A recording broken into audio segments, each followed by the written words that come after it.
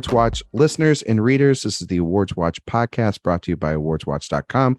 I am your executive editor, Ryan McQuade, and joining me today is our editor-in-chief, Erik Anderson. Hello. Our TV editor, Tyler Doster. Hello. And of course, our wonderful contributor, Mr. Dan Bayer. Hello. I am back home. I'm not in a hospital. Woo. And a lot's happened in a week. It's been a very busy week. I picked the worst week to get sick and all that other stuff. I also want to just say appreciate and thank everyone here within the podcasting team, including Erik for running everything last week, even though I was still here, but also just all their love and support and everybody's love and support out there. I'm doing better. Literally just stuck now at a house, listening to Beyoncé left and right. Couldn't get any better than this. I mean, what a gift from God, right? Right, you three? That'd be great. It was really nice to get new music. It was yeah. I've been. Beyonce said, "Gay Pride is also July." Do you guys have a favorite track so far off the album? I mean, it's an album of no skips. That's what it is. But it's like it is like the one of the best no skips. But Summer Renaissance is out of control. It's really gutsy to take something like "I Feel Love," which is the greatest disco song of all time, and use it really, really well. And it is so smart and so fun. And we still have 2 months of summer, and that's all I want to listen to is this. And now I just want to hear Beyonce do a whole album of Donna Summer covers. Oh, and because it's so good. Donna Summer biopic, what? Uh-huh. Oh, that would be good. That would be good. Tyler, you been listening to it? You know I have. New album? You know it. Yeah, I actually do have a favorite so far. I've been listening to Pure/Honey. I've been listening to that one a lot. I like the whole album though. Yeah. It's all I think Alien Superstar is that was the one I was gonna say. Bananas and perfect. Bananas. Yeah. But I mean, straight up, go back and listen to Pinot Noir from Unbreakable Kimmy Schmidt. It's the same song. It's the same. Oh my god. It is. There are, through all the credits of all these songs include all the interpolations and everything. I'm just saying there maybe should be one for this because it's the same. Yeah. You're totally right, and I can't believe I didn't realize it before you just said it. It won't leave your head. Oh my god. It's crazy. It's been a couple weeks of good music. I mean, obviously Beyonce's new album, which this thing rules, but then I think it was a couple weeks ago, Lizzo had a new album come out, and that was a very good album too. And we've had some good albums this year. No, stop it. Don't be like that. It's fine. It's good. It's generic, feel good about yourself pop. It's okay. Yeah. That's what I'm gonna be nice. I want today. dirty, you want dirty? Bang me on the floor of the dance floor, and that's what Beyonce gave me. Brought to you by AwardsWatch.com. Anyway. Okay. All right. Good for you. I hope that this, obviously this is a fantastic album. She always releases, I think, fantastic albums, Beyonce, and just pray to God that when it comes to the Grammys later next year, that they award her the big prize and not just give it to Adele's Mother's Day standards that they're going to seamlessly do. This seems pretty. Excuse me? Yes, that, but it also seems pretty far from Album of the Year. I don't know. I mean, you never know. It's too horny. So what? That's fair. That's it's too fair. horny. That's and her fair. and I mean, her angry. There's rumors that this might not be the only album we get from her too. There's some rumors. This is Act 1. Yes, this is only Act 1. Yep. Yeah. So we're There gonna are get some 3 acts. yeah. And they should all get nominated for Album of the Year separately. Yep. And same year. Yeah. Just she wins by having all the nomination spots, and she can't. Yeah, like Succession. Yeah, exactly. She's she White Lotuses herself into album of the year. Oh God. I'm here for that. Great album. You know what I really love though too, because it's a no skip and you just every song goes into the next. Break My Soul, which is a great single. It's a great album. Its place here is so much better. I don't know. It just fits. I just love it. The way that energy goes into Break My Soul. Yeah. It's the transitions on this album are insane. Pretty great. They're Church some of the best. Girl. Oh my God, Church Girl, so good. So just horny on top of horny. If you're not listening to the album because you're listening to the show, you should probably pause the show, go listen to the album all over again, and then come back. That's what I'm saying. What? You don't want people to do that? No, I want people to listen to the show and then go listen to Beyonce. Yeah, I would say you can do both. Well, I want them to do that, but I wouldn't blame them if they. I wouldn't blame them if they turned Eric off and was like, oh, I'd rather listen to. I'd rather listen to Beyonce than me. Yeah, that's very fair. That's fair. We had a very, very busy week, gentlemen, because of the fact that there were a lot of announcements with the Toronto International Film Festival. Last week we sort of teased what was coming from Venice. We got Venice too. So, I mean, we now kind of based off of both of those, Eric and I have been texting back and forth this week, kind of figuring out what we're going to be seeing or possibly seeing pop up when the schedule's announced on the weekend of Telluride. But I know that Eric's going to be you're going to be at both Telluride in Toronto. I am. Dan's going to be at Toronto. Nicole's going to be at Toronto. Kevin's going to be at Toronto. Anybody else I'm missing? Anybody else? The kitchen sink's going to be at Toronto, it feels like, because everybody and their mom. Everybody. Yep, everyone's going to be there. Yeah. I'll be here. Almost. Not me. And it's sad. But, I mean, there's going to be a lot of great premieres. We found out that, obviously with like the Fablemans and like Glass Onion was announced recently and The Woman King and stuff like that.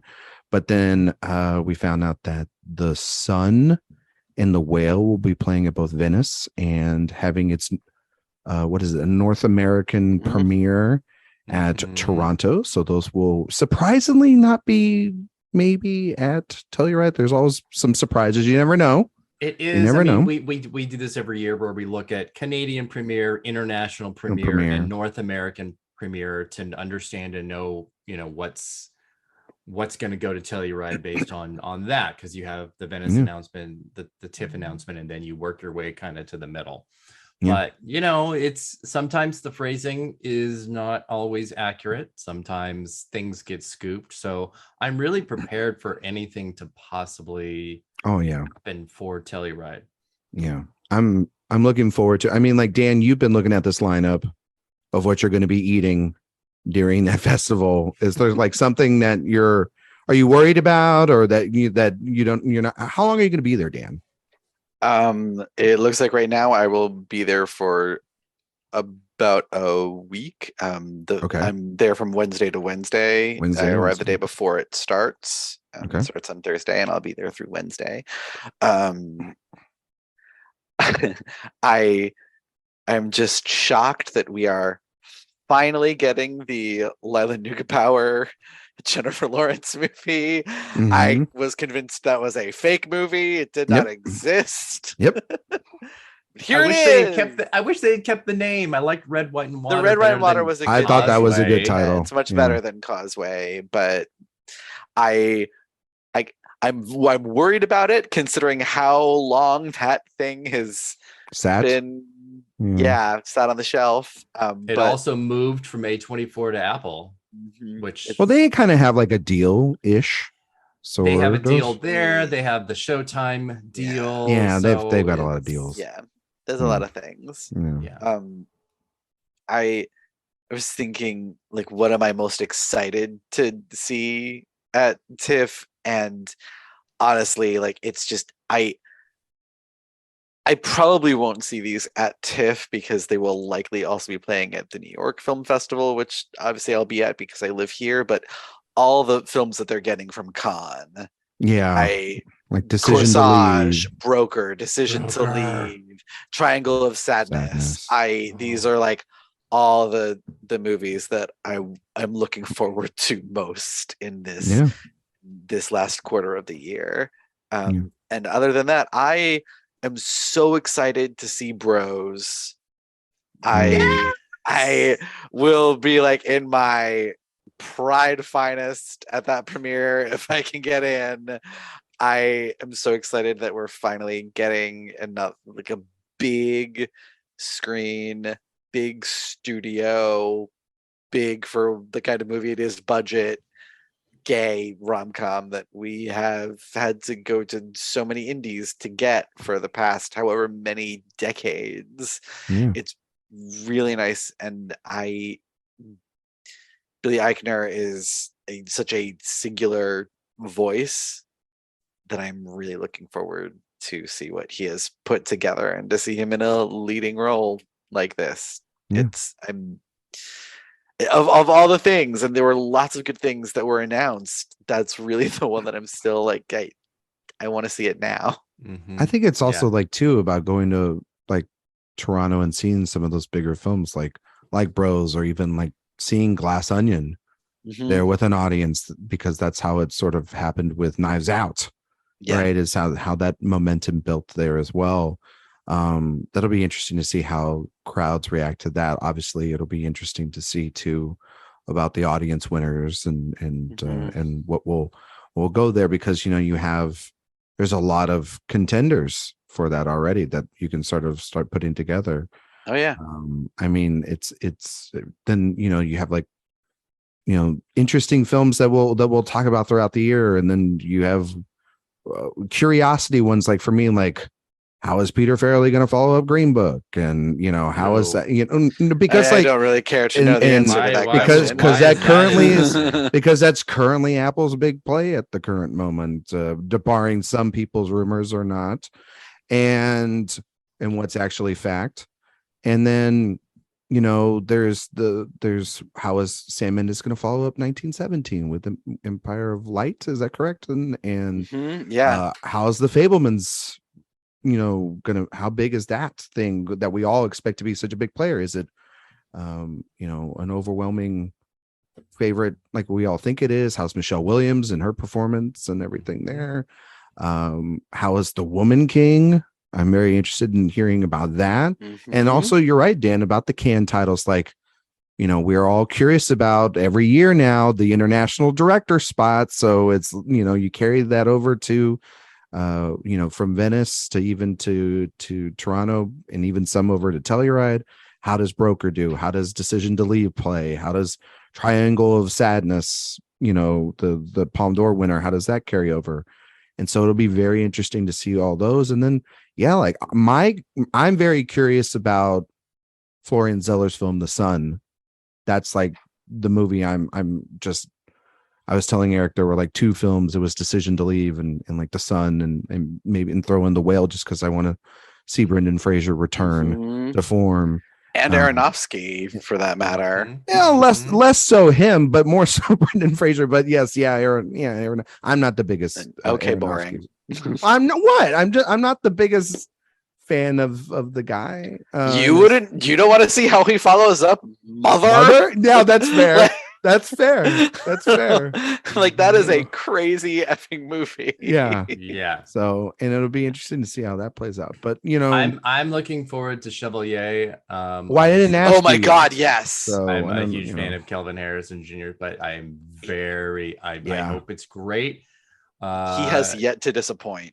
It could be just from the images alone, real breakout, like a real one, and a fascinating story. I mean, yes, give me the Black Amadeus like now.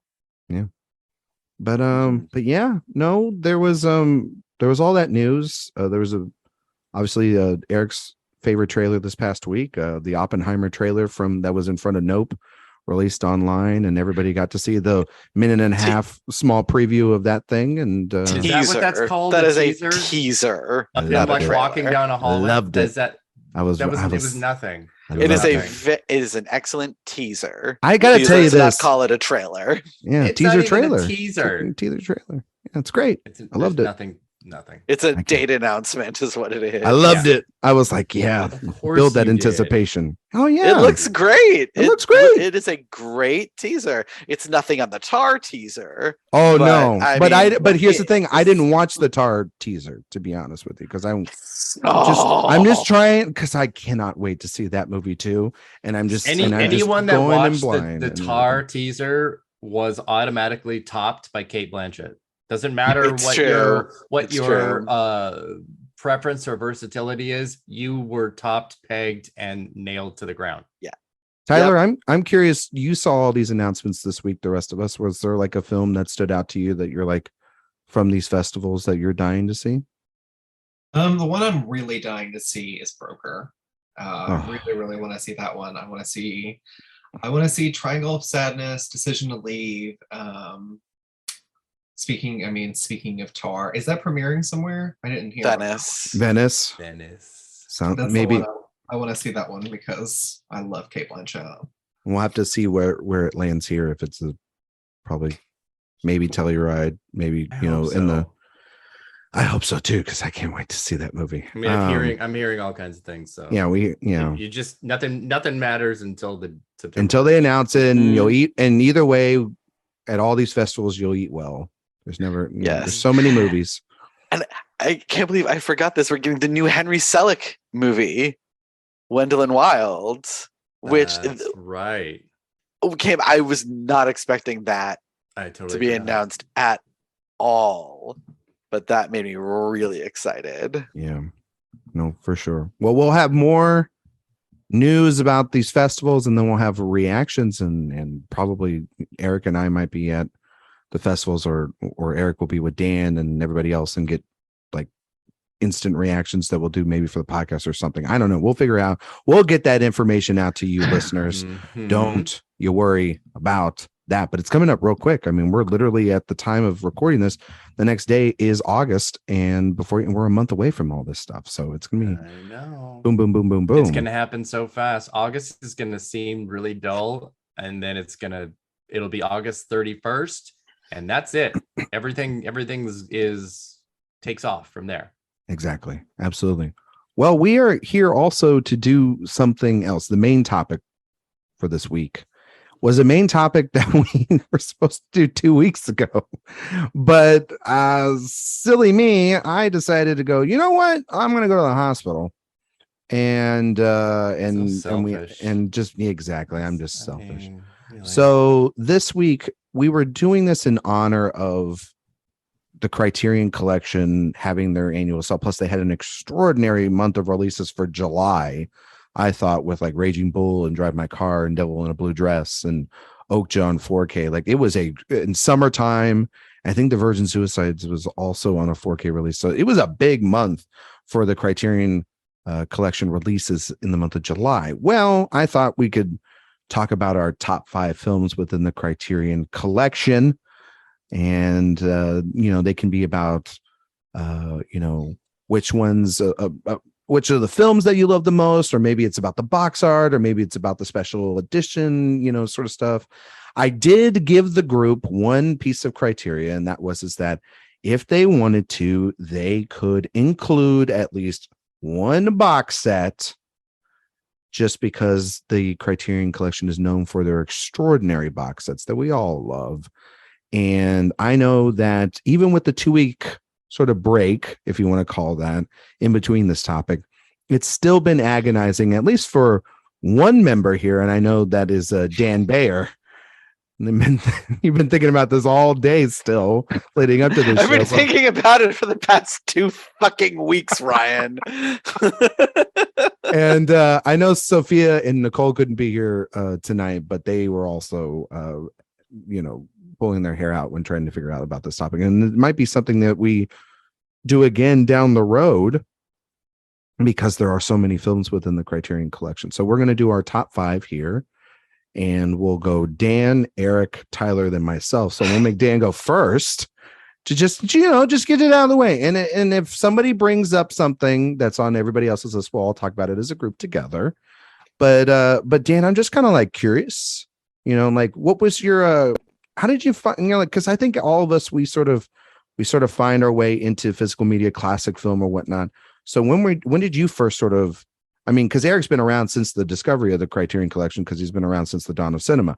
But for you, when did you start getting into the Criterion Collection and collecting these things, and like most of us now do? I can tell you exactly when. Okay. I was in college and I was in a film studies class, and one of the movies we watched, which is one of the films on my list that I might as well talk about now. Well, is it like your number 5? Well, I didn't order the list. Yeah, I didn't rank mine and order mine. You guys didn't rank them? Okay. No. Well, I didn't rank them. Like, good for you, Dan. Just because, like, I was like, okay, so favorite box set, favorite like film, favorite not necessarily film, but favorite Criterion like packaging or whatever. Okay. So you have little categories. Like yeah. Yeah, so, I love that. Okay, that's so this is one of the 2 like favorite singular films. In the Mood for Love, by Wong Kar-wai, and we watched this in my film class, and we were watched it obviously on DVD or Blu-ray because like we didn't have the film reel to project. And when it came up, which the teacher brings up the screen, it had the whole Criterion Collection menu and intro, and that was when I was like, okay, so if I want to own this movie, which I absolutely do on DVD, I have to find this Criterion Collection copy. And from there, of course, you go to Barnes and Noble and you're kind of looking around for it. I mean, why can't I find In the Mood for Love? Then you realize the Criterion Collection has its own section. Mm-hmm. Like, who's fancy now, right? What I mean? And then you realize that Barnes and Noble has a sale on the Criterion Collection twice a year. Yeah. And I went. This is back when I had like just graduated from college and was paying very, very little in rent where I was living, and had a lot in savings. I was just like buying as many of them as I could every time they had that sale. I have filled up a whole bookcase and 2 drawers worth of Criterion edition DVDs and Blu-rays. I have a lot. But In the Mood for Love was the one that started it all. I still think it is a perfect movie. I'm a huge sucker for like the romance movies between 2 people who like it just sparks like a flame so much, but it's not meant to last, and by the end they're separated somehow. It's my absolute kryptonite. I love these sorts of things, and this is just one of the most stunning examples of that. I think that final sequence at Angkor Wat is one of the just best finales of any movie I can think of, and throughout the just stunning fusion of sound and image, the soundtrack and the score and the editing and the cinematography, and my God, the way Maggie Cheung moves in those dresses through the steam, it is just intoxicating, and I love that movie a whole lot. Does anybody else have that on their list? I do. I do not. Oh, yay, Tyler! Yay! When Tyler, was this one of your first ones that you bought too, or is it a recent buy? Or no, I was gifted this one. Okay, but it was one of the first I owned. Okay. Yeah, I love In the Mood for Love. It's one of my favorite movies of all time. What do you love about it so much? I'm kind of like Dan and Ryan. You and I have talked about this before. I'm a sucker for like romantic movies, especially ones that just like smolder like this movie does. Like it just, like I remember, I think I had seen either on Twitter or gosh, I was probably on Tumblr back before when I saw this. But I remember seeing the like the photo set of like feelings. I didn't know feelings could just creep up on you like that. And I remember being like, I need this movie to destroy me. And it did. Yeah. Oh, I love that movie. Eric, how did you get involved with the Criterion Collection? You're just like talking with all your old crony friends? And you're like, we got to find a way to collect all these movies like Infinity Stones, or were you just kind of like the rest of us and being like, you went to Barnes and Noble one day and you're like, I need that Blu-ray? No, because I came from before that. And this was all discovery from my like video store days when DVDs really started, and then Criterion kind of after that. And I think so one of the films on my list is George Washington, which I think might have been my first Criterion. Okay. I honestly can't remember, but it might have been my first. I was such a huge fan of this movie, and it feels so incredibly influential as to how slice of life, child independent films have been since then. But it's also so visually gorgeous. It's not, grainy and handheld and raw. It's a beautiful, luscious looking movie. It's a great Criterion, obviously, as well. Commentaries. I think for a lot of us, even from the beginning of DVDs and Criterion to now, have used audio commentaries as like a film school. And almost all of the things on my list have commentaries that are like that. And it's always been, as a cinephile and as a film lover, been one of the best aspects of Criterion's in general. But one of the strangest things to happen from the George Washington Criterion is an actually really wonderful piece of writing by Armand White, of all people. His essay in it is I'm not still on the meds from the hospital, right? You did say Armand White, correct? I did. No, that actually is a really good essay. It is so just like a normal person wrote it, and not a crazy person like Armand White is now. It was also a long time ago. This is it. It's a It felt it felt genuine.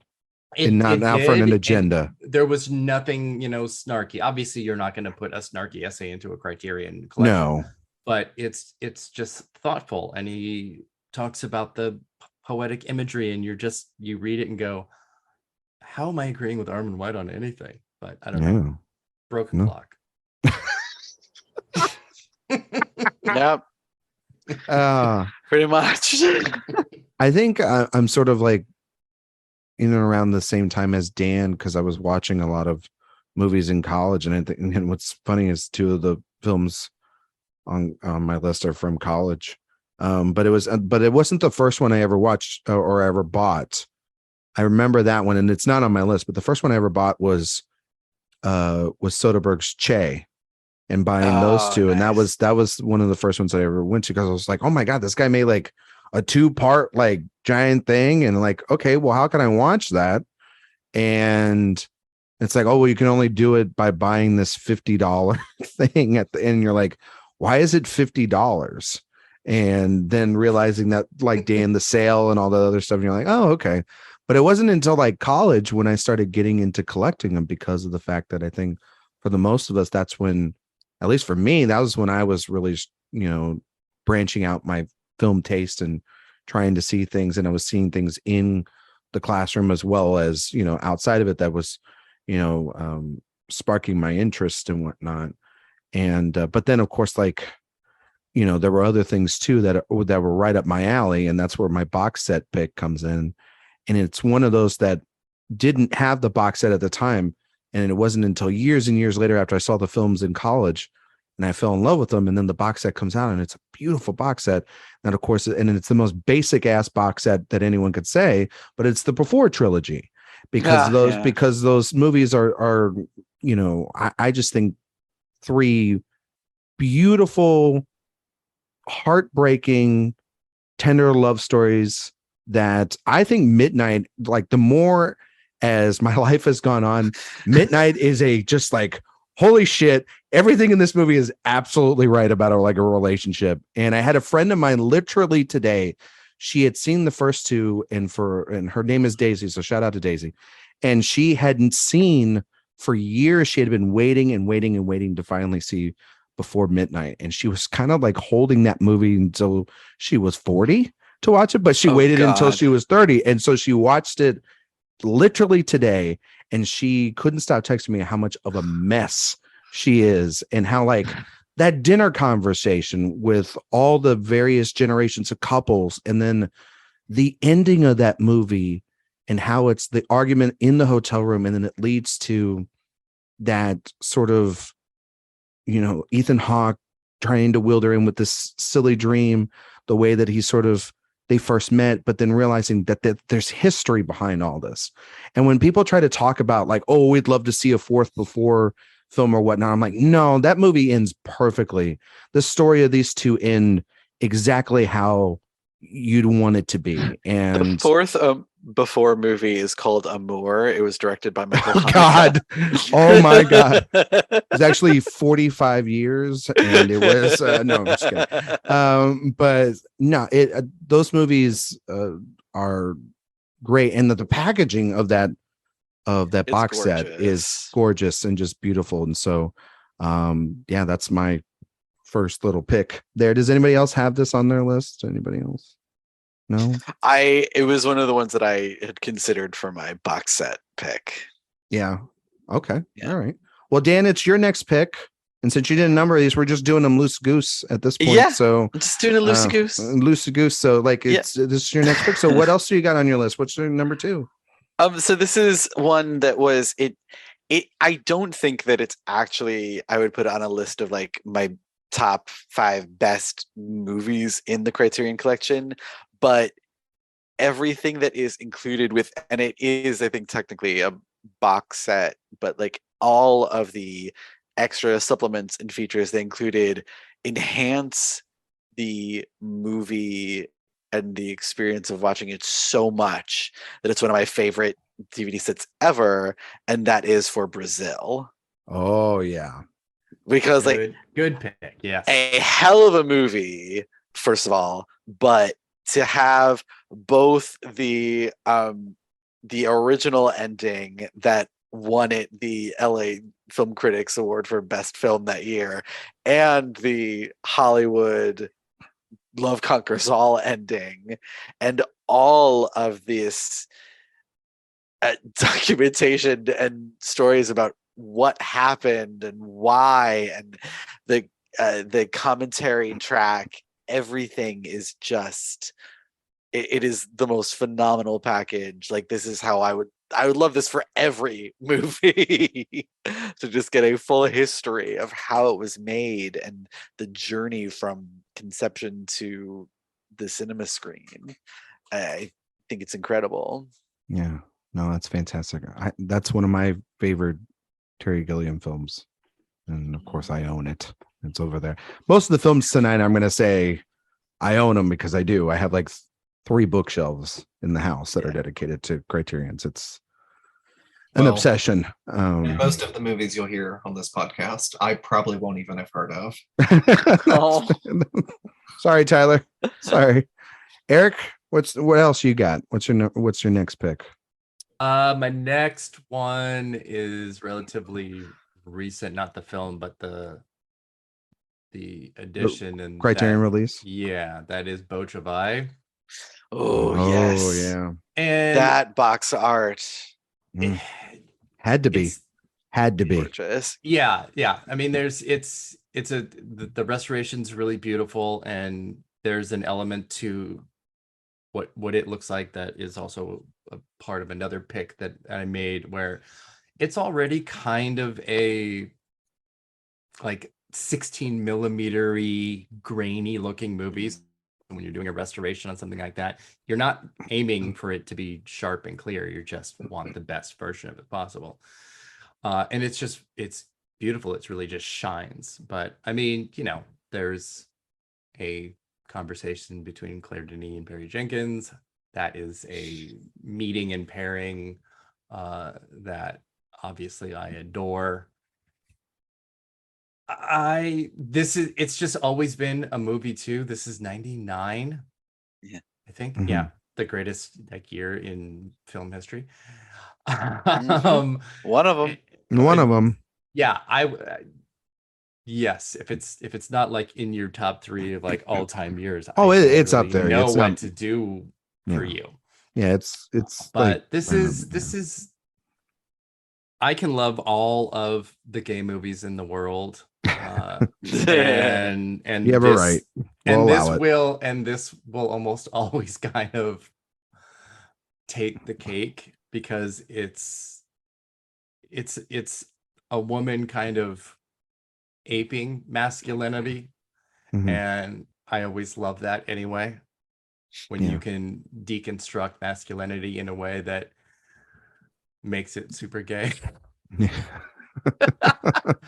I just think it's a great film. It's a great restoration, and it doesn't have a whole lot of extra features, and No. a lot of the things I picked are packed with extra features. I could have picked 50 other things. There's 1,200 Criterions. It's ridiculous. Yeah, it's ridiculous. It's insane. But Yeah. it's just a real special film. And I own like half of them. It's crazy. Tyler, what else you got? What's your second pick? My second pick is 45 Years. I mentioned that earlier, but yes, go on. Yay. That seems like a very much a you movie in knowing your taste. But what do you love about it so much? Honestly, I can boil it all down to those last 5 seconds. I think that I could. That frame of Charlotte Rampling's face. Oh my gosh. I could talk about it. I could write a thesis on it. We could be here for the next hour just discussing that.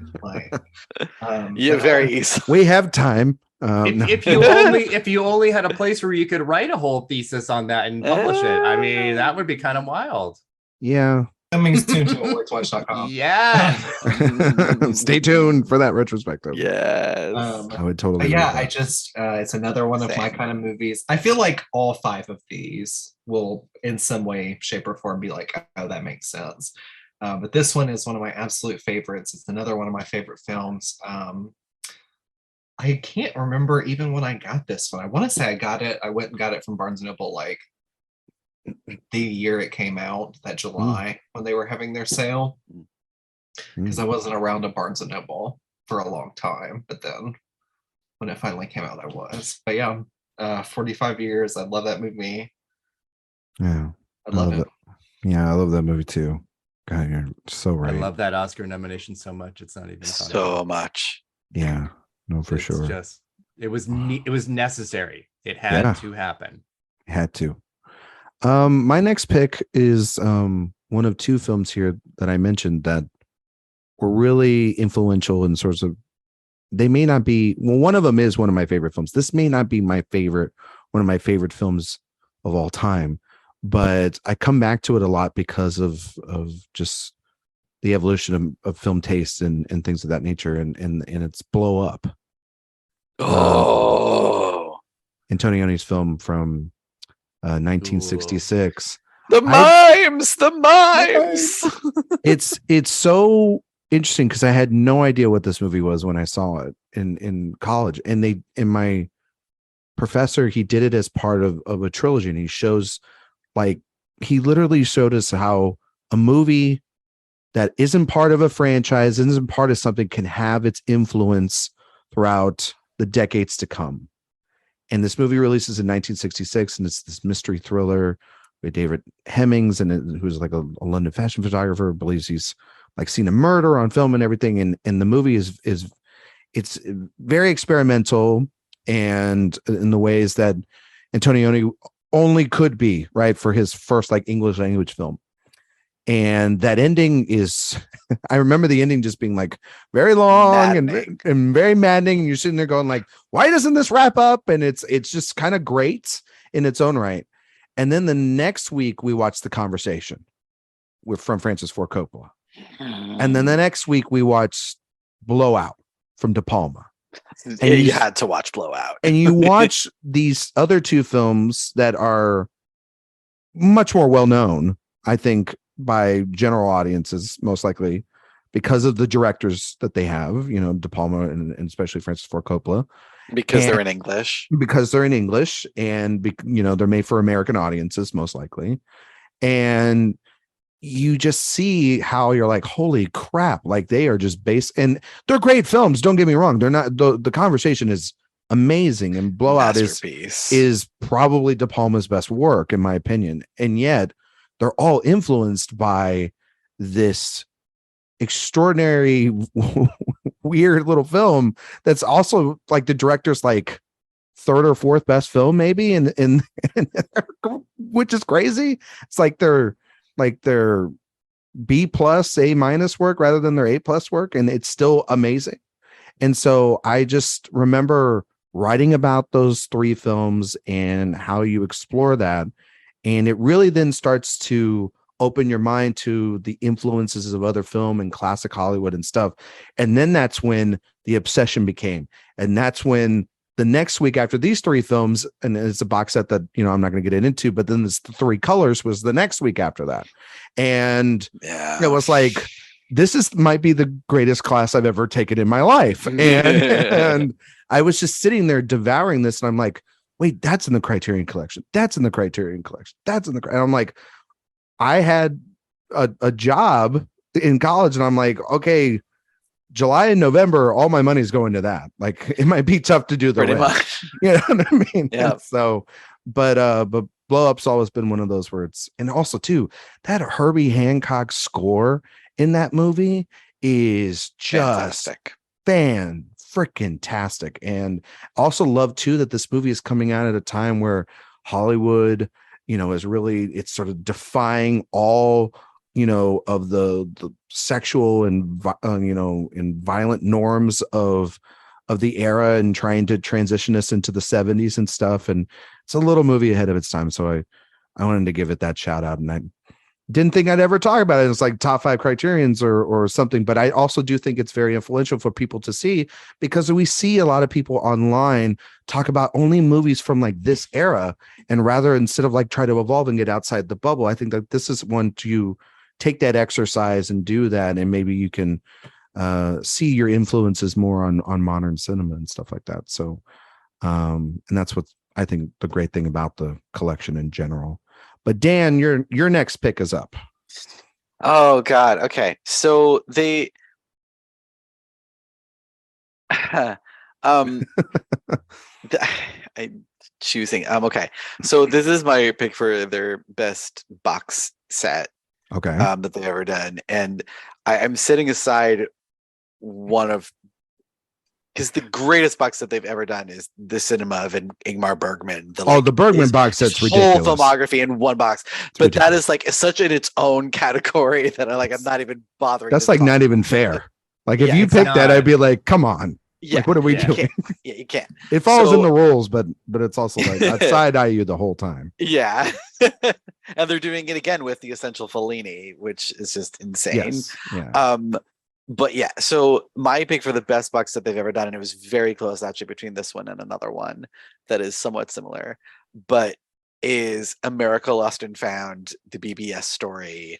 It is a collection of like 1, 2, 3, 4, 5, 6, 7 films from the mid 70s, like independent. And I think the connection is they're all produced by the same studio or producing team. Mm-hmm. But I mean, this box set, Easy Rider, Drive, he said, 5 Easy Pieces, Head, The King of Marvin Gardens, A Safe Place, and one of the best films ever made, The Last Picture Show. Yes. You want the whole 60s, 70s independent cinema movement in one place, and you have some of the best movies ever made. Each of them has the most incredible special features and everything, and the quality of the restorations is out of this world. And like, even if it had just been the Last Picture Show, it probably would have been great. But like, all these movies,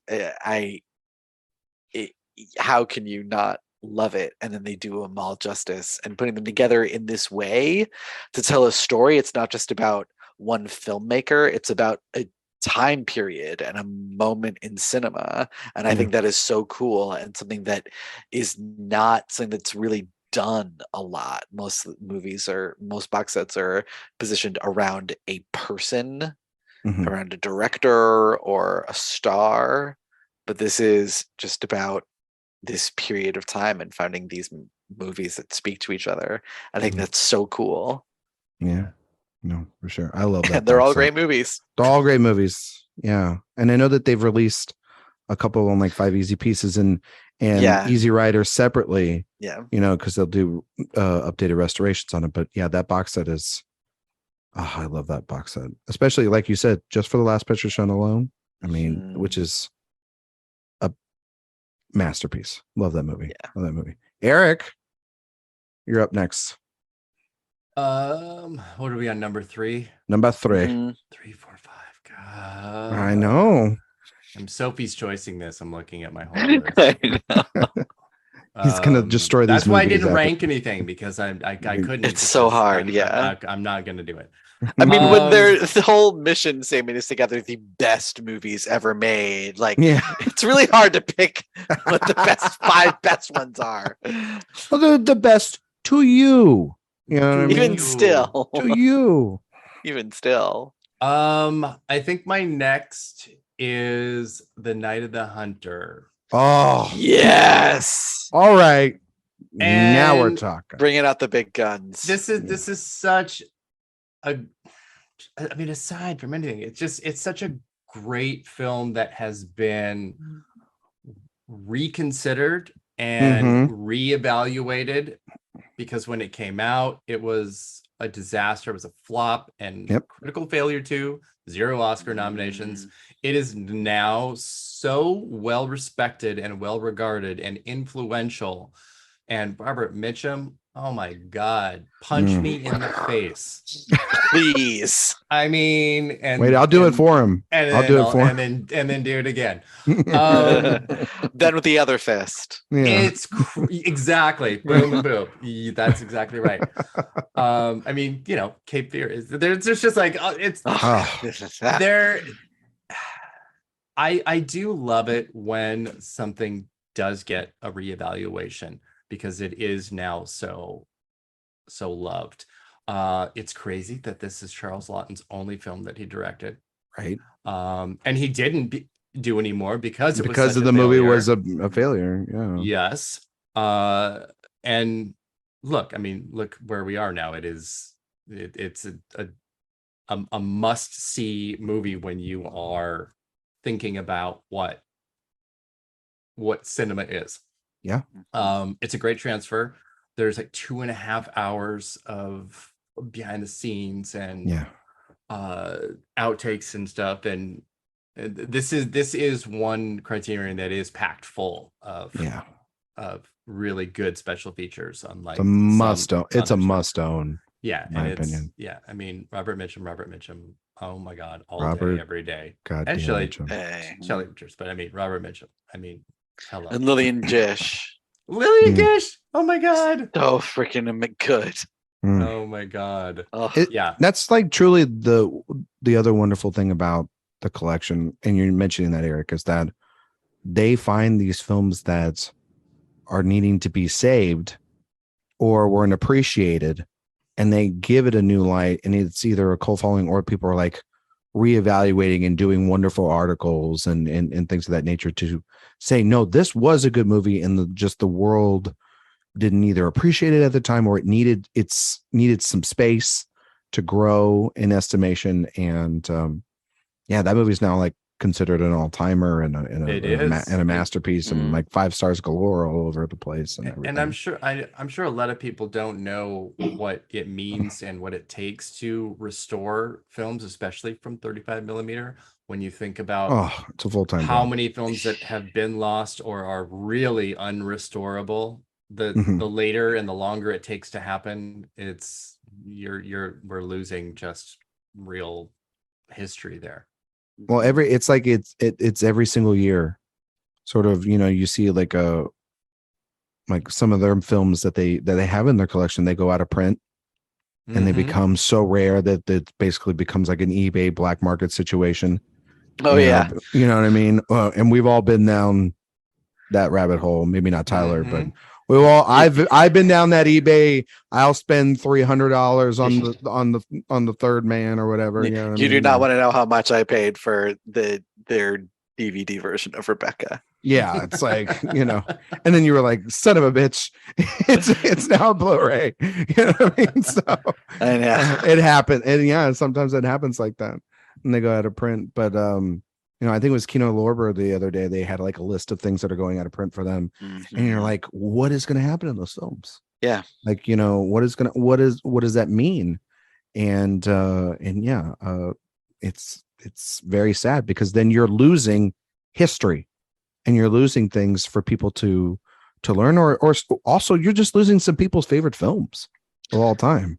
And then you're losing some of the most culturally relevant art. Yeah, that's like losing paintings or whatnot. Like when you lose a Monet or a Da Vinci.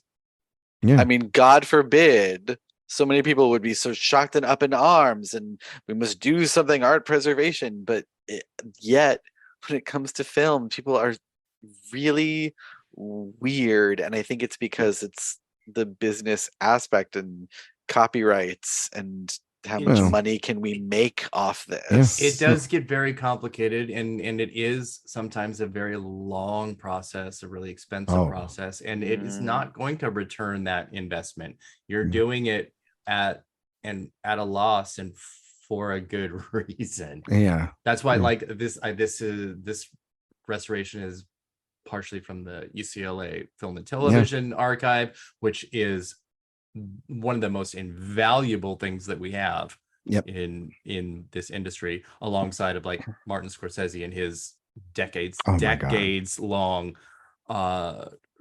restorations. I mean, the World Cinema Project. The World Cinema Project is like the fact that we're getting to part 4 of that already, it's like, yes, please, every year, please, every year, please, sir. I will say that it is great, obviously, to have Criterion and UCLA and Kino Lorber and Scorsese. We need more. We need more contemporary directors that are willing to really put themselves deep into this. I think that. Well, no, I think you're right in terms of contemporary younger generation of directors, because I do think that, like, there's a lot of if they haven't worked on film, they're never going to care about it, think about it as much. Because there are younger directors than Martin Scorsese. I mean, like, Tarantino has like the New Beverly, and he does a lot of restorations, and then Nolan and PTA and everything. But then also too, you have like their contemporaries like Fincher. Has always done it on film or on digital, and then like the Coen brothers are now just like, the times have changed, we got to move on to this other thing too, and then just kind of throw it aside. And then it is interesting to hear about, like, more of that conversation from like up and coming directors or first time directors, or even directors that get their second and third film, and if they're on have the clout to do so, are they switching back from probably having to start with digital, but then switching over to film and understanding that whole process. You're absolutely right, Eric. We need more allies on that side of the world. But Tyler, it's your third pick, so I want to know what it is. I'm just going to say that was all very interesting. I'm just listening because I don't know much about any of that. Anyway, my third pick is Frances Ha. Yes. I love Frances Ha. I feel like that movie at its core is a few things, but it's to me, it's a breakup movie about platonic breakups. And I just have a soft spot for relationship movies, really of any kind, especially for friendship ones, because you don't get that as much as like a romantic love. You don't see as much platonic love and those kind of relationships as often. This is actually one of the most recent ones to my collection. So I haven't had a chance to watch like all the special features on it, but I have read the essay that's with it, and the essay is so good. So I would recommend, if you have this one, to read it. Pretty sure this is the one I'm talking about. Yeah. But I really love this one. It's not my favorite one that I own, but I like Erik and Dan. I'm not going to rank them. But yeah, so I'm going to say Frances Ha. Yay. I love that movie. It's Noah Baumbach's. I don't like it, but I love it when you do. It's Noah Baumbach's best film, and of course, it's written by Greta Gerwig, who's the best screenwriter in that household. Anyway, it's just the truth. She gives a great performance in that film too, by the way. My next film is the other film that I had in college. I took a whole class on Westerns because I loved Westerns growing up and everything. And I wanted to like see if that professor was actually going to do it right or not. And I watched this film, and it opened up the world to me, to this director, even more so than I already had. And that is Robert Altman's McCabe and Miss Miller. And this movie is one of my favorite films of all time. Just one of the most beautiful films ever made. The 4K, the restoration on this is impeccable. And then I mean, like Julie Christie and Warren Beatty in this movie, they're so damn good. But then it's that Leonard Cohen music intertwined with all these themes that this movie is trying to get at in this very much anti-Western and subverting all those expectations of what has come in the past. And it really is great. Plus it's another one of those movies where it's like the most heavily influential film to something like a movie that I love, and There Will Be Blood, and Paul Thomas Anderson. And literally Anderson is said, like, I owe a lot of my career to Robert Altman, and really shadowed him a lot during A Prairie Home Companion when towards the end of his career and stuff. And so, yeah, I mean, Robert Altman's one of the GOATs for me. And I think his run in the 70s and is one of the best runs anyone's ever had in their entire career, for a decade long. If you really look at it, like, there's so many of those films that are so great, and not just Nashville, but this one included. And I've been dying for years to figure out, because I know it's all about rights, like we just said, for them to, for the love of God, give Robert Altman the box set treatment that I think that he deserves, because that would be a box set that also includes films that need to be saved. There are about 4 or 5 films in his filmography that are smaller, but really good films that you have to go and deep dive and find, or they're really scratched up on YouTube or whatever. And it's like, I would love to see if they could find that, because when these movies are gone, it's only really at like revivals or festivals when you can see them, and not everybody can see that. And try to do what I do, which is dive deep into a director's filmography and see everything that I can. And he's one of my favorites. So yeah, McCabe, Miss Miller. It's also got one of the best cover photos ever of just Warren Beatty in that coat for that release. And so I highly recommend everybody to see it. It's great. I love that movie. So all right, we're into our last 2 picks each, so we're gonna try to get through these quickly. Mr. Bayer, your 4th pick is? So I wanted to highlight something that the Criterion Collection introduced me to, that I really didn't have any knowledge of before, and just going through their movies and what they have deemed to be the most important, films and filmmakers that in this art form from around the world. One of the people that I had not really heard of before getting into Criterion was Rainer Werner Fassbinder. And the representative that I have chosen for him from the collection is the BRD trilogy, because I'm being a little bit greedy and decided to choose as many films as I can. Son of a bitch. So we get in this box set The Marriage of Maria Braun, Veronica Voss, and Lola. 3 fantastic German films with his sort of repertory troupe of actors, and some of the 3 of the greatest female performances ever put on screen. And it's a fantastic introduction to him as a filmmaker. And I started with that box set, obviously, because it had 3 movies, and just sort of never looked back. He's one of my favorite filmmakers now. They also have a fantastic box set that I think Tyler might like of his, because it's a TV miniseries that he did back in the day called Berlin Alexanderplatz, that has just the best cover art ever. But yeah, I love the BRD covers, which are all just the their faces. Yes. I'm glad symmetry. I'm glad somebody mentioned a Fassbinder on here. He's like one that has his entire filmography pretty much in the collection. So we're working on it. They're working on it one day at a time. Erik, your next pick. Oh my God.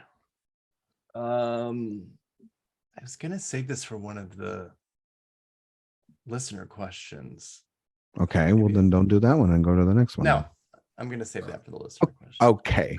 I'm gonna do whatever I want. I'm gonna do what I want,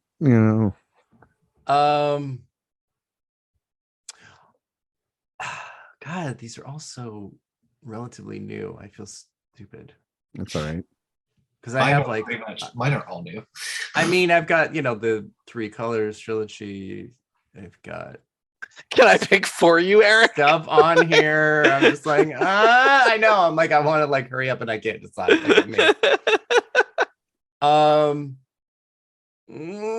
Okay. I'm gonna pick a Wes Anderson movie if you don't hurry it up. I like Wes Anderson. I know you do. Please pick a Wes Anderson movie. Yes, please. No, I'll go ahead and pick this anyway. Lord. 7 Samurai. Oh, yeah. But yes, this is also an answer to one of the that's fine. Questions. Then we don't need your answer later. Yeah. But yeah, I mean, this is like the second Criterion ever. It's like number 2. It's or number something. 2. That's if you want to start somewhere, start here. Tremendous actress, great restoration, great restoration. I think black and white can be super, super difficult. And the way that Night and the Hunter also beautiful transition. Lots of good special features, documentaries, 2-hour conversation, Kurosawa. I mean, just if you're, I'm answering the listener question. If you're starting, start here. Yeah. And if you're starting with Kurosawa, start here. Yeah. It's not my favorite Kurosawa, but it is essential viewing for sure. I think it's the best Criterion that represents. I think it's the best. Yes. Yeah, I mean, yeah. Like when you think of buying a Criterion for someone for the first time, that's probably answering the question too later. This is one of them for sure. It hits so many things with. Yeah.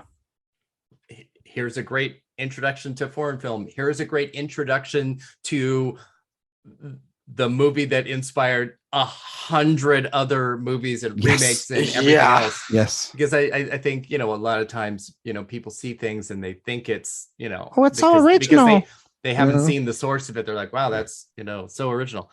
But then you watch a classic and you go, oh, wait a minute. I've seen this before. Yeah. You haven't. No. For sure. I love that pick. Tyler, your 4th pick is my 4th pick is Punch Drunk Love. Oh yeah. another big surprise, I'm sure. I just love this movie. I love it so much. It's my favorite Adam Sandler performance. Yeah. I love Paul Thomas Anderson. Yeah. This movie is chaotic. It's joyful. It's so full of heart. I just love romantic comedies. And this I was gonna say, like, your picks are so heavily romantic, Tyler. I love it. Yeah, I love it. I love that movie too. I love the box art for it too. Yeah. It's just and Philip Seymour Hoffman in that movie too. Talk about like shut up. Yeah. Oh, one of the all-time best scenes. Just and yes, Sandler's never been better.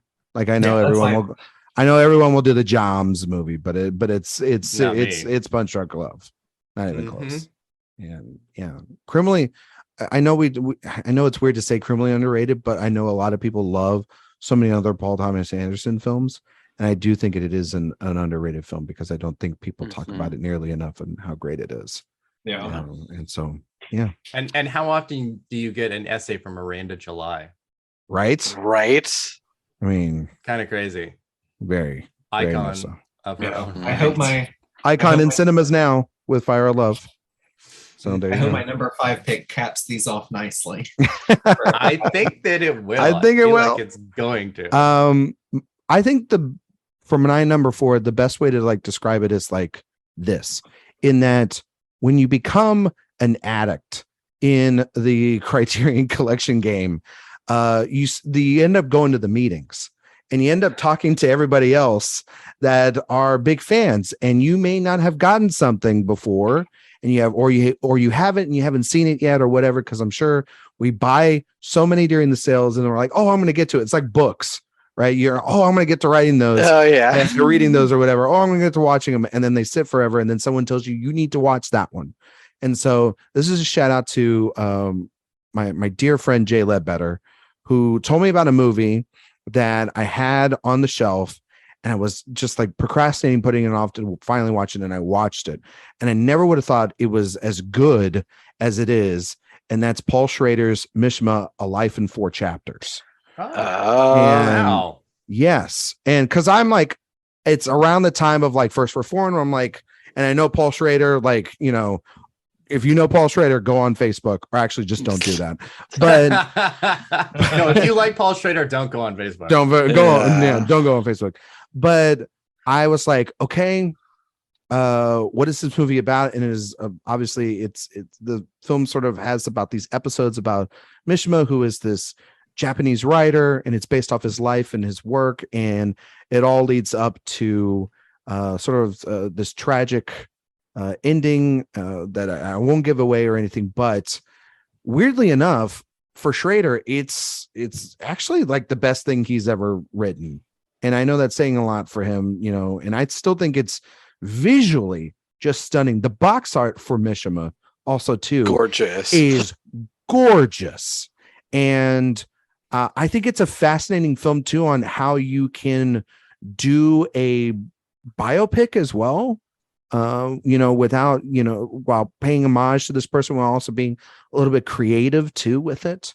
And I never thought in my wildest dreams that like Paul Schrader would make one of like my more memorable films from the collection.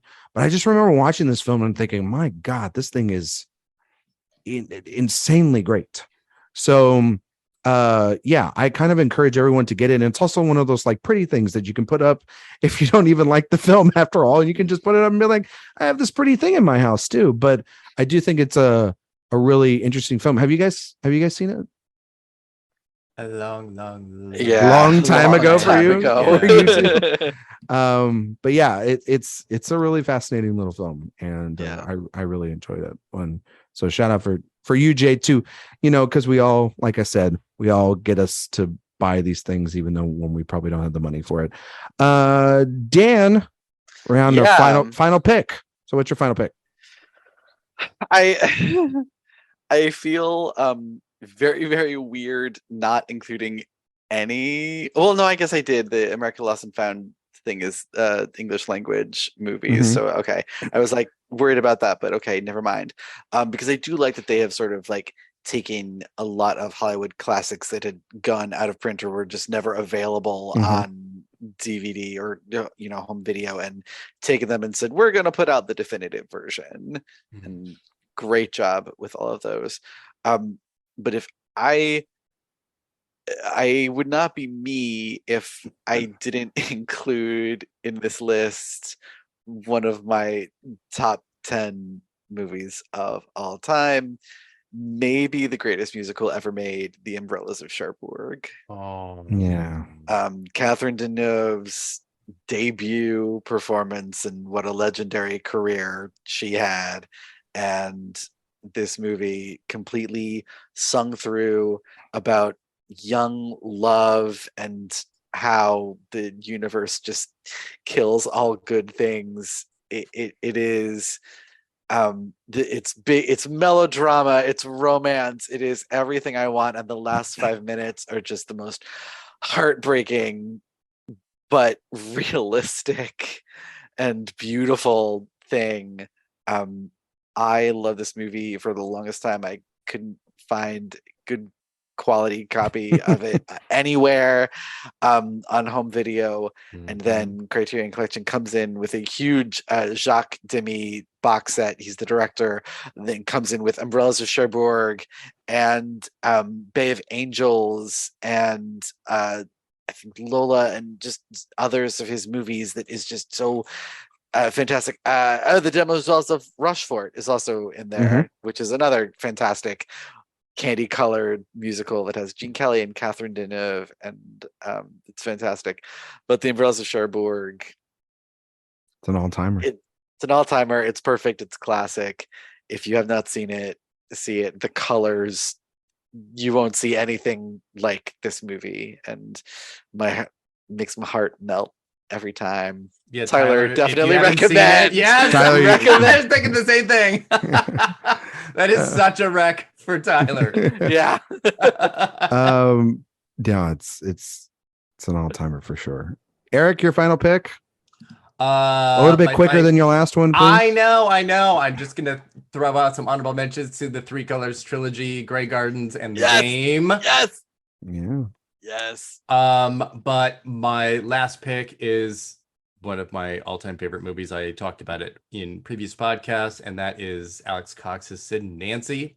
Yeah. I mean, it is an all-timer movie for me. Amazing restoration, and like Beau Travail, that is a movie that is grainy and kind of dirty and ugly looking, so you have to be really careful with restorations like that, and it's outstanding.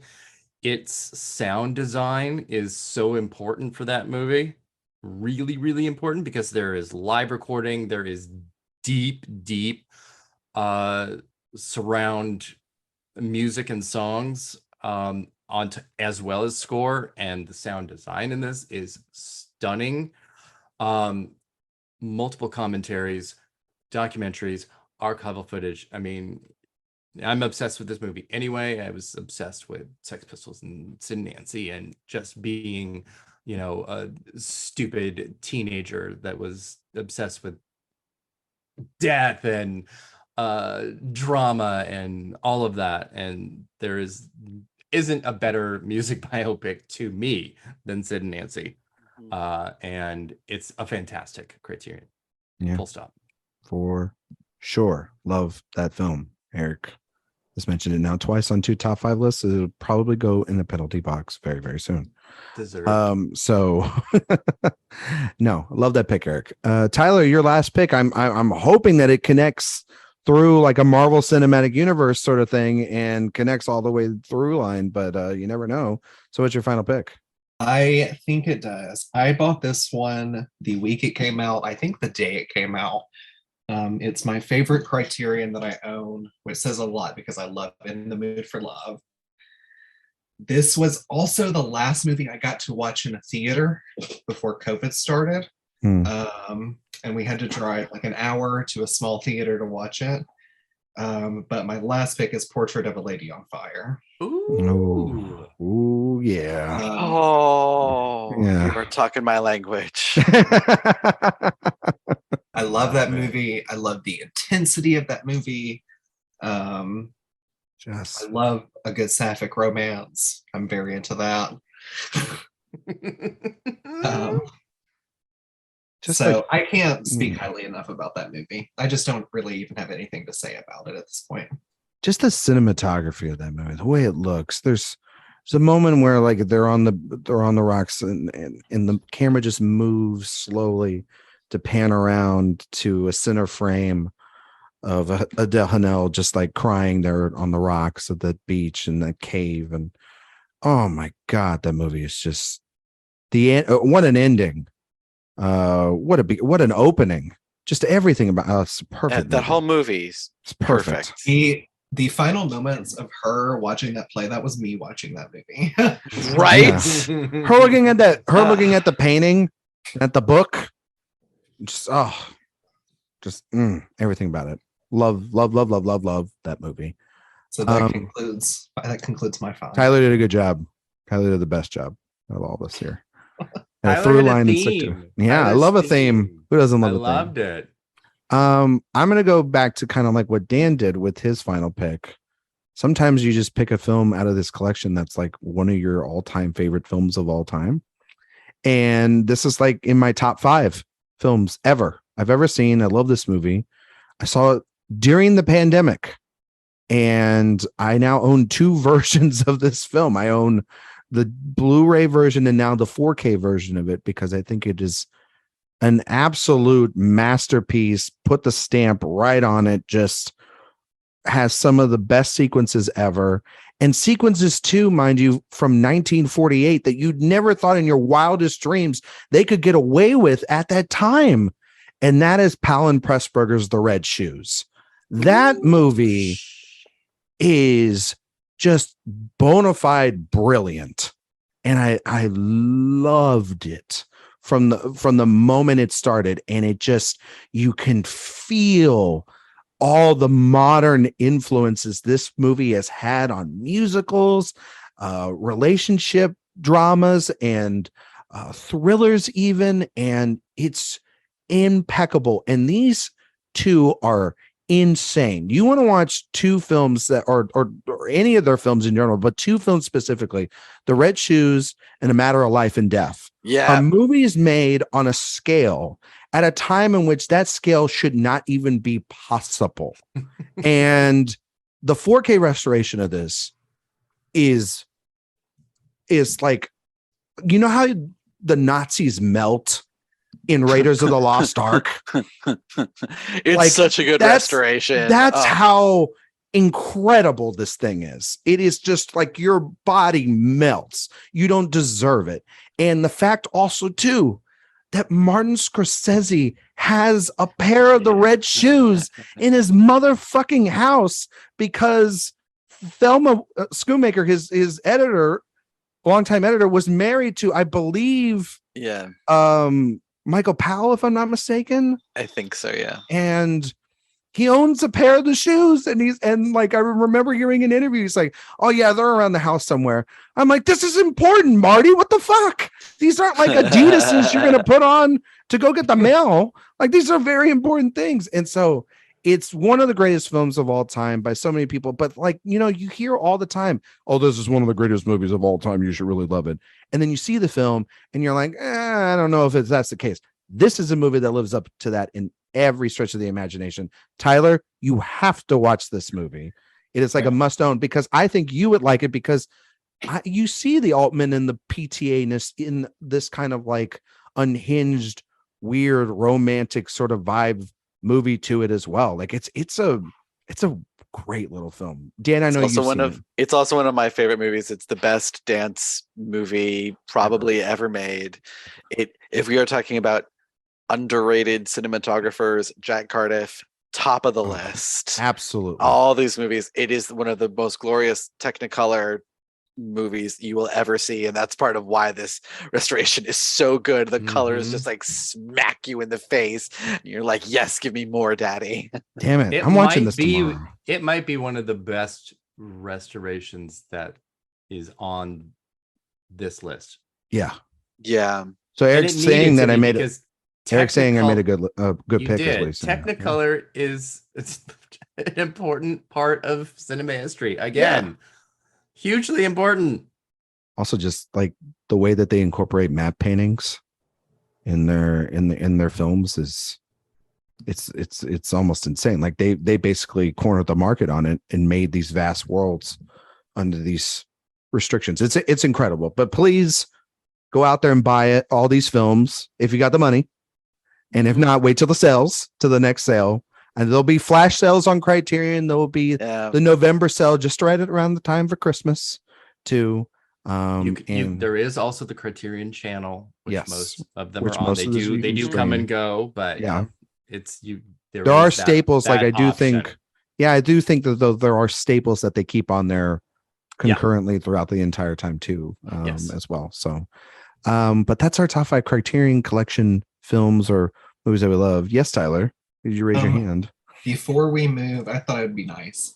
Before we move along, I thought I would come out to you guys. I was going to tell Eric this earlier today. Oh, yes. This was the big reveal.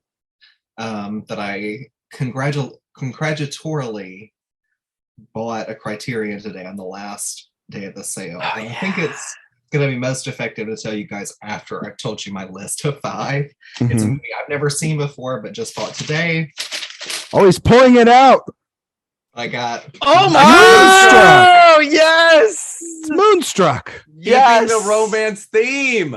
Yes. Oh my god, I love that you pulled it out of the bag live on air. That's great. What a film! Fuck it, we'll do it live. Yes. Oh, I'm so glad that you waited. Oh my god, that movie. Indeed. I thought that would go with the theme pretty nicely. I also have another one I need to watch, which is A Room with a View. Yeah. All right. Yes. We have now our listener questions and then we'll get out of here. So we're going to make these quick. Okay. Kinsey wants to know, what's your favorite piece of physical media you own outside of something from the Criterion Collection? So it's your That is very easy. Oh, okay. Here we go. Very easy for me. Very easy. If I can see it from right here on my bookshelf, it is the Alfred Hitchcock Masterpiece Collection that they did in that like red purple velvet box. So pretty. And it has all his best movies in it. It's it's Psycho and Vertigo and North by Northwest and The Birds and Marnie and all of those. It's just hit after hit and fantastic special features and a pretty box. Oh, they'll always get you at a pretty box, won't they, Dan? They will. They really do. A pretty box goes a long way. Did I need to buy the entire series of the OC on DVD? No, but the box was pretty. Box? Yes, you're damn right. Eric, do you have one? I do. It is the Showgirls VIP edition. Yes. With the shot glasses, the cards, and the pasties. It has pasties. It's so good.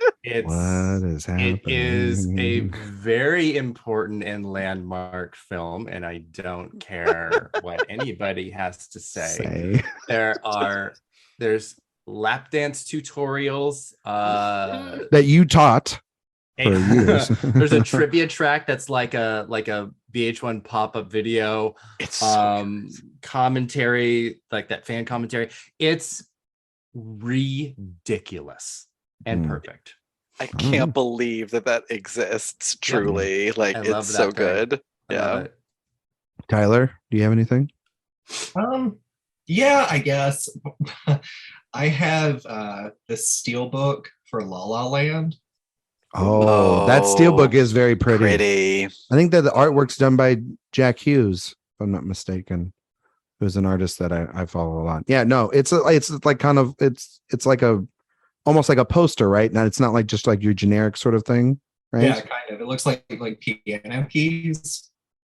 Yeah. See, Yes. As a La La Land fan, you should definitely watch Umbrellas of Cherbourg. Yes, you have to. Because then you'll realize that one's what it was influenced off of. Right now. Heavily influenced by. Heavily. Yeah. What do man, I got so much shit in the other room. I think the one, and this is for Josh Parham as well too, but I think the 50th anniversary James Bond box set that they gave out. I remember getting that at Christmas, and I love that. But also too, just a side note, the original Blu-ray special edition of the extended editions for Lord of the Rings, when those came out, those are pretty. Yeah. Those are pretty, but like the DVD ones where they were the blue and the red and the green, but then when they did it, they put everything on Blu-ray, it was gold. Like the box set is like gold, and ever since then they have fucked up every 4K box set possible when it comes to doing that. And if so, I have the review up from last year up on AwardsWatch.com. But I just think that those hold up so well, and I love those movies so much. And but yeah, like Bond and stuff like that, nerd shit. What films? This is from Kevin Jacobson and Ben on Twitter. They both asked the same question. What films should Criterion add to their collection? Well, I mean, I'm going to say I'm Not There by Todd Haynes. That movie deserves to be in there. I've been wanting that for years. There are so many movies that should be in California the Split by Robert collection. Altman. I want that. I want. There are some like foreign filmmakers who's just their films are in the hands of like rights of other companies, but like I want them in Criterion, particularly Andrzej Zulawski, Possession, and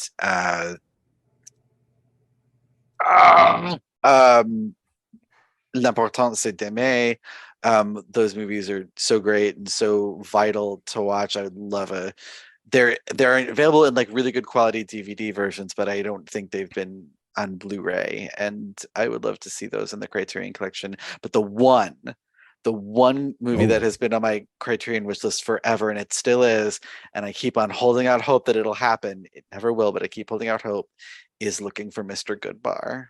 Oh wow. Oh yeah, that's a good one. That's a great choice. I wanted like, what a film. Mm-hmm. What a performance by Diane Keaton.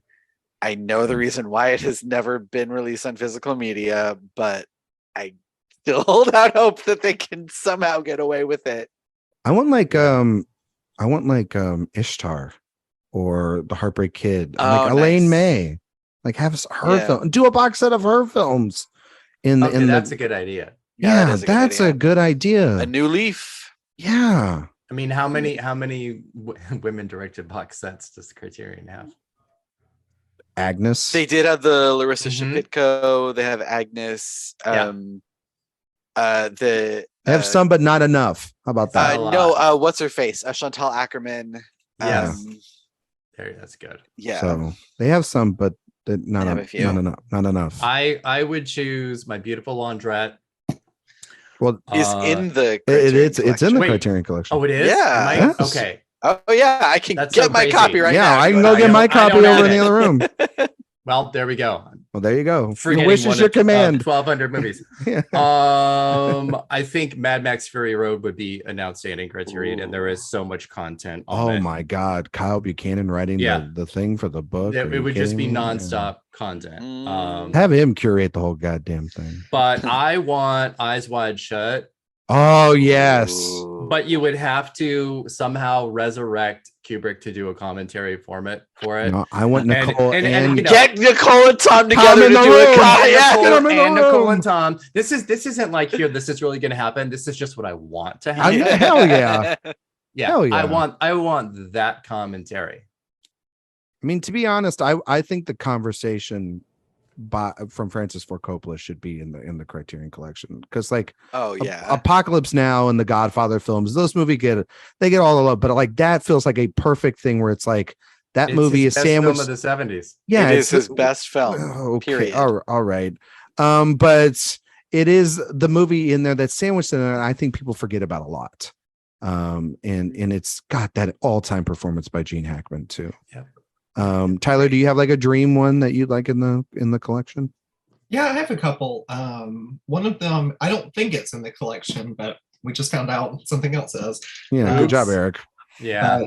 Amadeus. No, that's not in. Yeah, it's not in. That's not in, but that should be. It'd be nice to have a box set of that with the theatrical cut and the director's cut. Yep. That'd be nice. Mm-hmm. Yeah.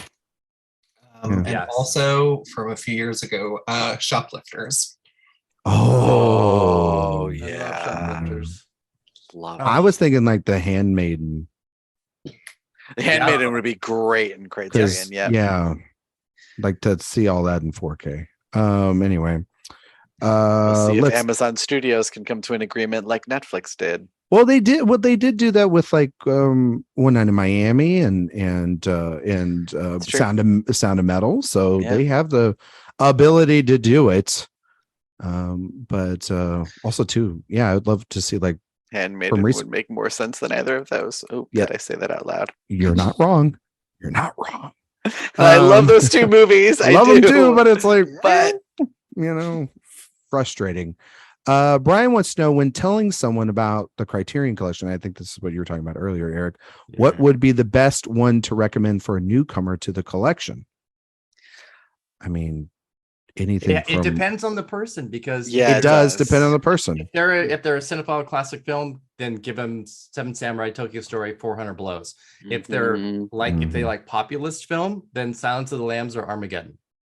Armageddon, which is actually an outstanding. It's a fun Criterion. Great. The Michael Bay editions in the Criterion Collection, they're incredible.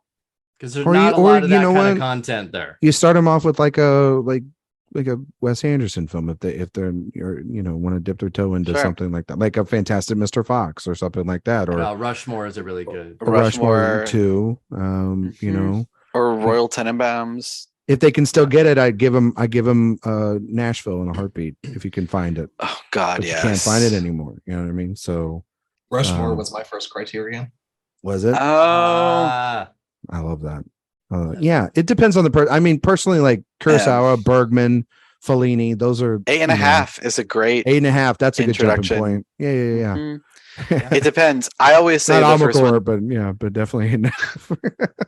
I always say the first one that I show to people, like to get people into just foreign film or black and white film in general, is Jean Cocteau's Beauty and the Beast. Yeah, that's a good one, because the story already, and it's such a beautifully, handsomely appointed version of that story with like this special effects that you would not believe were done in the 1930s. It looks stunning. Yeah, I like that. Yeah, that's a good choice. But I mean, there are Hitchcock movies in the Criterion Collection. There are current movies in the Criterion Collection. Show them Parasite, for Christ's sake. Yeah, no, that's true.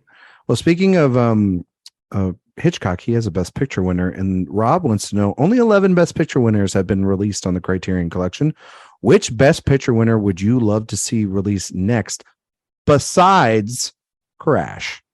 Because he knows that was a hateful thing. But I know that Tyler mentioned Amadeus. What about you two? Sunrise. I was gonna say Wings, the first one. I mean, it's crazy that it's not, that Wings is not. It really should be. It should be required.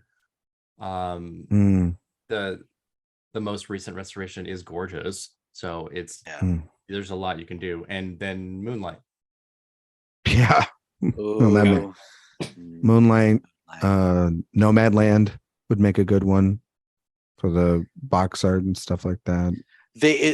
I can't believe that this movie, I think, only just got released on Blu-ray. Ordinary People. Ordinary People, yes. Like movies from like back then, like damn it, I'm trying to think of God, now you're just like, how many? Well, think back to the Best Picture winners, Ryan. I'm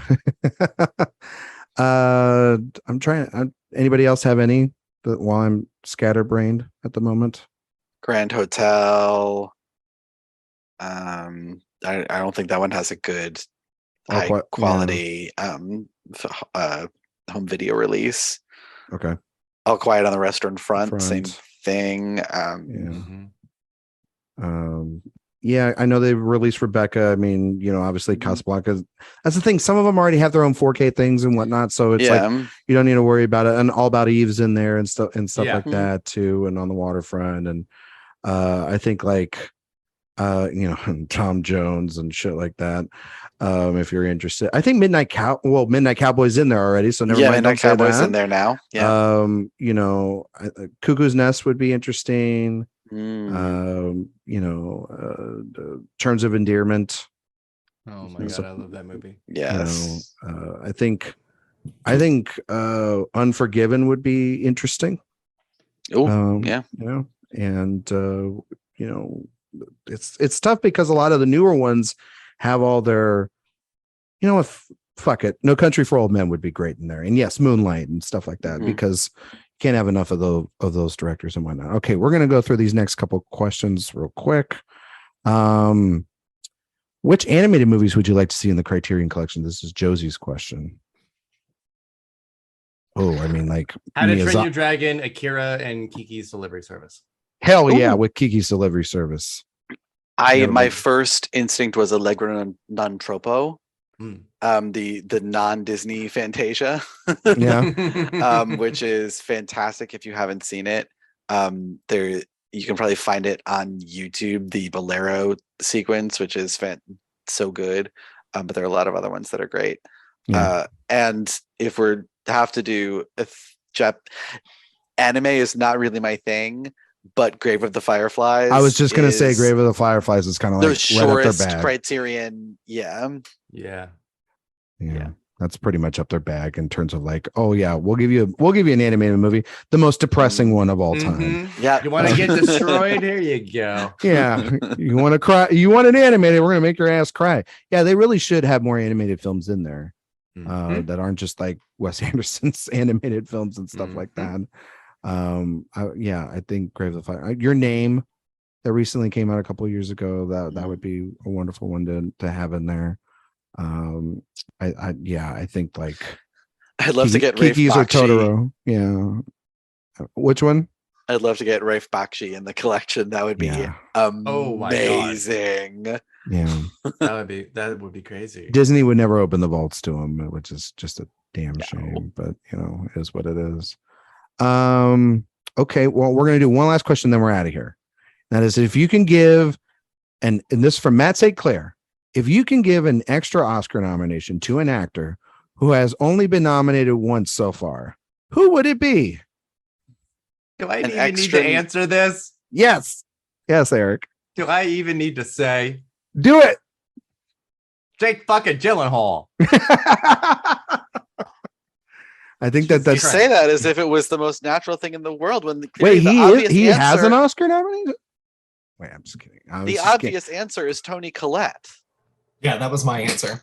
Yeah, his answer. It's not my answer. It's Stanley goddamn You're entitled Tucci. to your wrong opinion. That's fine. But I cannot deny that Toni Collette should have like 6 nominations by now. I say Tucci. I'd love to see Stanley Tucci get nominated for something else that isn't The Lovely Bones. Just to erase that and let him be nominated for Julia, for Christ's sake, where he's splendid in that movie. Anything. I'm trying to think of anybody else. I mean, most people have that's the thing. When you get an Oscar nomination, most people get like 100 other nominations afterwards. How about Lupita Nyong'o? Oh yeah. Well, somebody that will probably get another Oscar nomination, even though they've already won, is somebody like Daniel Kaluuya, who came out of Nope last week. I mean, that just seems like somebody that'll. Well, he has 2. Never mind. He was nominated for Get Out. What am I saying? Yeah. But his co-star in Judas and the Black Messiah, like Keith Stanfield. Yes. Yeah. Mm-hmm. Look, you should have had one for Sorry to Bother You. Sorry about it. Okay. Well, yeah. Okay. Sure. You know who is interesting. This is true. I think it's really fascinating. Somebody was mentioning this the other day. It's like, is Brie Larson gonna ever get back to that point again? It's like, I kind of we'll see. I mean, have to. That was my response in my head. I'm like, does she have to? She won. But it's just kind of curious. She won and then she bounced. She's like, and now I'm she's getting those checks from Marvel. Yep. Give me those checks, baby. Wait, I know Sam Jackson. Oh wow. Oh God, yeah. He's only got one. It's insane. Can you? Yeah. He's gonna get an honorary before he gets. Well, he already does have an honorary. There you go. See, you go. I'm a prophet. I was right. It's late and everybody's forgetting what happened over the last couple of years. So, all right. Well, that's our show. Dan Bayer, can you tell everybody out there where they can find you and all your amazing work on the internet? Of course. You can find me on Twitter at Dance and Dan on Film. You can find upcoming film festival coverage at Next Best Picture and here at AwardsWatch. It's going to be Dancing Dan all over Toronto is what he's going to do. Yeah, baby. God damn right. Tyler Doster, can you tell everybody where they can find you and all your work on the internet? You can find me on Twitter at Tyler M. Doster. You can also find all my work at AwardsWatch. We're about to start doing some category predictions for winners for the Emmys. Ooh. We'll have that podcast where we do all that very, very soon. That'll be a lot of fun. Yes. The three of us getting together, putting our heads together, trying to solve the Emmy riddle. I'd like to thank the Academy for nominating so few shows so that it was very easy to catch up on all their nominees. I'd like you to thank the Academy for nominating just The White Lotus. So then I only have to watch that. There were only apparently 5 limited series last year. No, there's only one. And I do not have time for the rest. Anyway, Eric, where can we find you and everything on the internet that you are involved in? On Twitter at awards_watch, Instagram at AwardsWatch, and obviously awardswatch.com. Yes, we are going to be getting into some Emmy tings. Most of the episode submissions are in for individual nominees, not for series yet, and voting starts on August 12th and goes through the 22nd. So lots going on, lots of interviews coming. Oh my goodness. Get ready. You can find me on Twitter, Instagram, and Letterboxd at Ryan McQuade 77. You can find my work here at AwardsWatch, In Session Film, The Playlist, other places. And you're going to just see a boatload of coverage in a month because we have Venice, Telluride, Toronto, NYFF, small film festivals like the Middleburg Film Festival and Eric's local film festival and everybody's film festival. They're all coming. We're going to have them all covered. We'll have every review up on the website. We'll have interviews. Yeah, people. I don't want to hear nothing about, Oscar predictions and Emmy predictions and all this stuff. This is what this site does, and it's coming. So get ready, and we'll talk about it here on the show. So until then, we'll see you all next time.